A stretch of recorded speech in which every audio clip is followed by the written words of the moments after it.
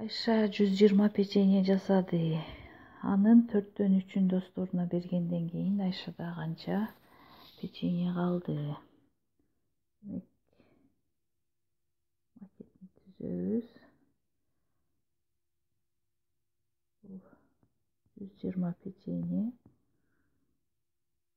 Муну 4 бөлүккө бөлүп,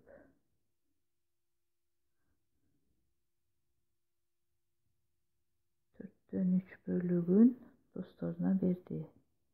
Демек 4/3 бөлүгүн досторуна берсе, Айша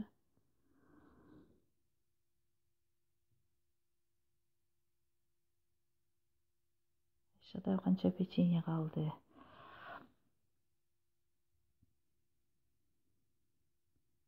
Демек Айшада 120 печеньяны 4 бөлүккө бөлүп, 120-ны 4-кө бөлсөк 12, 30. Демек 30. 4 бөлүккө бөлсө, Айша 30дан печенье бөлгөн болот. Ал 4 бөлүктүн 3 бөлүгүн досторуна берди. Демек Айша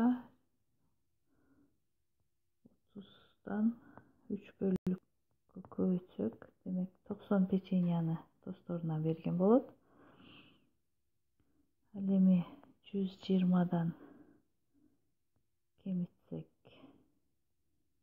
90ду, демек 30 печенье. Ар бир бөлүгүбүз 30 печеньядан кийет. Демек биз көрүп тургандай Айшада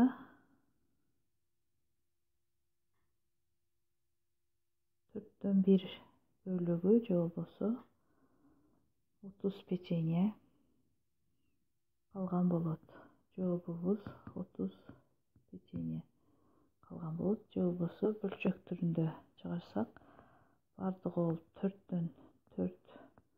Айша 4/3 бөлүгүн досторуна берсе, Айшада 4/1 бөлүгү калат.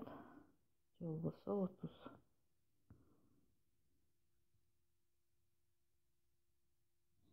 Биз көрүп тургандай 4/1 120-нын.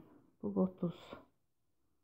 Демек Айшада калган печенье 4/1, 120-нын 4/1 бөлүгү же болбосо 30 печенье.